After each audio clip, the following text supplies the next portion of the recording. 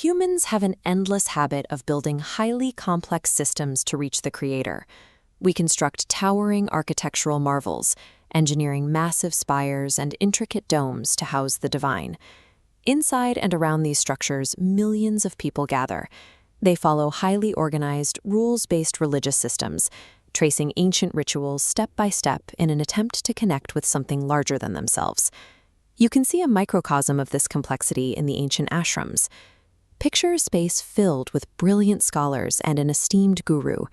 These men dedicate their entire lives to analyzing incredibly dense, layered scriptures, trying to decode the exact nature of God through pure intellect.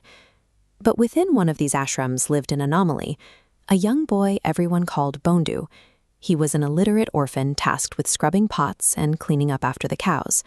He was entirely detached from the world, so detached, in fact, that he didn't even know his real name.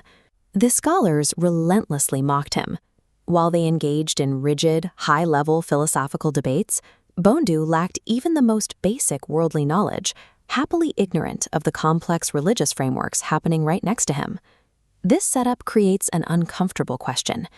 Do our vast systems of intellect and ritual actually build a bridge to ultimate truth, or do they simply construct a labyrinth that keeps it hidden? The answer arrived on an otherwise normal morning. The guru was delivering a passionate lecture, vividly describing the exact physical appearance of Lord Jagannath, down to his large, round eyes, his bright yellow dhoti, and the specific peacock feather resting in his crown. The scholars in the room nodded along. They treated the guru's vivid description as a profound metaphor, a poetic abstraction to be debated, cross-referenced, and analyzed for the rest of the day. Bondu's reaction was entirely different. He took the words literally. When the guru mentioned that God roamed the nearby forest herding cows, Bondu accepted it as an immediate material fact. He immediately abandoned his daily chores. If the creator of the universe was hanging out in the local woods, Bondu figured he would simply walk in there and introduce himself face to face. Society usually dismisses the inability to distinguish a philosophical metaphor from reality as sheer foolishness. Yet, in this case, completely missing the metaphor allowed Bondu to entirely bypass the paralyzing barrier of overthinking. Bondu arrived at the Bandarvan forest carrying no grand temple offerings. He brought only two things, dry roti and raw green chilies. He sat down and waited with the unyielding stubbornness of a child whose friend is late. He simply refused to eat a single bite until his companion arrived, bypassing any ritualistic intent in favor of raw, personal expectation. A timeline illustrates the cosmic contradiction. In Hindu cosmology, time divides into massive eras, yugas. God's physical manifestation occurred in the Dwapara Yuga, thousands of years before Bondu's present day. God noted this mismatch.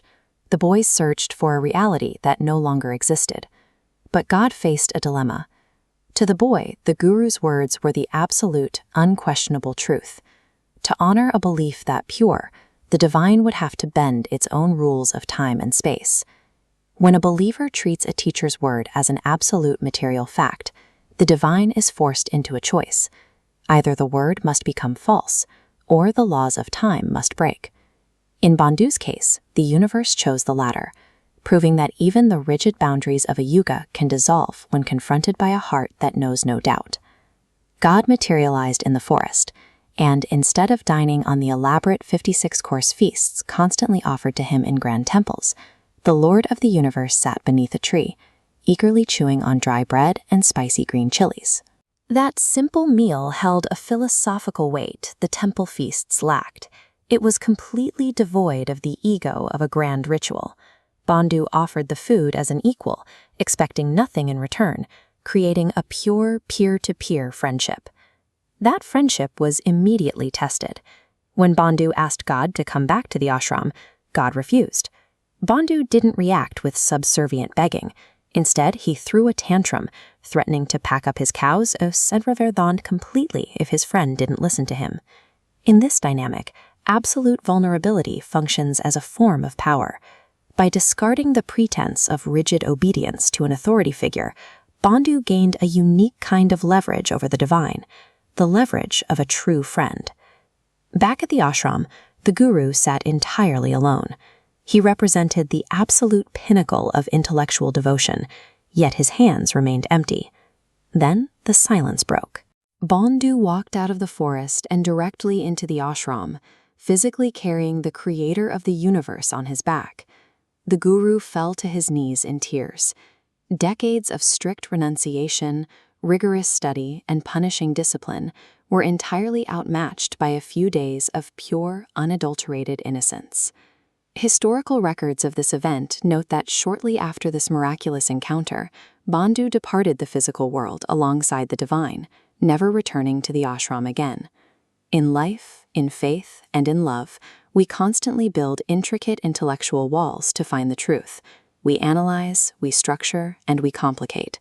But the truth ultimately responds to radical simplicity, arriving only when we empty our minds and open a pure heart.